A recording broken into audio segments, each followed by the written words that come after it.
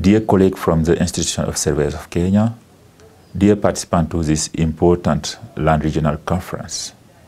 First of all, I would like to apologize for not being able to be part of this important moment of discussion around land governance. I've been tasked by the Executive Director of UN Habitat to represent the institution in important meetings in Brussels. But first of all, let me acknowledge the timely manners of this regional conference for different reasons. First of all, look into global context. The world is celebrating the consecration of land governance as a driver of achieving Sustainable Development Goal. As we can see it along this Sustainable Development Goal and target, land has become prominent and has been considered by member states as an important element to alleviate poverty, to increase investment, but also to fight others poverty element in a particular area of people's life. But also, we can notice a stronger commitment from member states to promote appropriate reform, but also to take appropriate measures to make sure everybody has access to tenure security. The second element, why this conference is important, looking into Kenyan context, I think there's quite a firm commitment from the government of Kenya to handle poverty, but looking in what we call today the big force, which means that looking into food security, looking into affordable housing, into investment and health. And this big force cannot be attained without a sound land management system. Today we have an opportunity in Kenya to really address the issue of land governance for the purpose and the benefits of people, but also for investment in Kenya. And for that, professionals have a key role to play. Today we cannot achieve whatever we want to achieve in the land governance sector without looking into the technicality of the land sectors. We are talking about geospatial, we are talking about software, we are talking about technology, but what could be the role of professionals in addressing all these issues? As I mentioned it earlier, professional has been the backbone in GLTN, the Global Land Tool Network, because they have been inspiration for innovation. They have been playing key role in driving change at the community level and at the policy level. Sure, we are facing a lot of challenges today. And one challenge I want to mention is the rapid urbanization we are facing, especially in Africa. That's something we can no longer ignore, and we need to be ready, to get ready to support government, to support local authorities to face those challenges related to the rapid urbanization.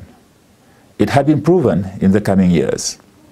More than 70% of people will be living in the cities, especially in Africa.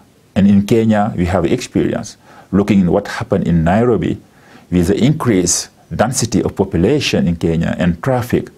What does it mean in terms of land management? Meaning that we need to look at our planning system, but also our land administration system to come up with fit-for-purpose model of land administration that can help local government to work closely with professionals and other land experts to develop, sound agenda, but at the same time offer opportunity to develop sound tools and approaches to anticipate the inequality that growing now in informal settlement in other parts of the cities. As you may know it, GLTN have been working hard over the last 12 months to develop a new vision, a new strategy, and we believe that we can make ourselves relevant as long as we are in line with the Sustainable Development Goal, but also the framework in Africa. That's why I praise this importance of this meeting, why you are looking into sustainable development in Africa. And as you may know it, we have been supporting the African Union Declaration on Land Challenges to make sure at least Africa is endowed with skills and policy that can help to transform land as a vector of development, peace and stability.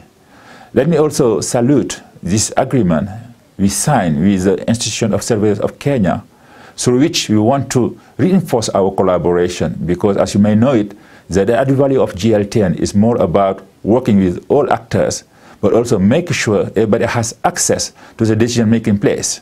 That's why we believe that through this Memorandum of Understanding between the Global Land Tool Network and the Institutional Survey of Kenya, we will be able to work together to support the land policy implementation in Kenya through capacity development, through knowledge building, and through implementation of the tools.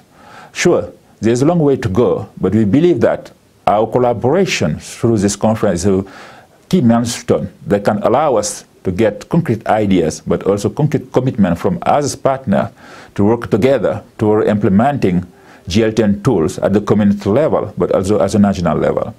I cannot finish this address as well without thanking FAO for this genuine collaboration they have been driving with GL10 in order to support counties in Kenya to establish a land information system that can help unlock the potential and the benefits for local authorities to increase revenues, but also to resolve inequalities at the cities and local level.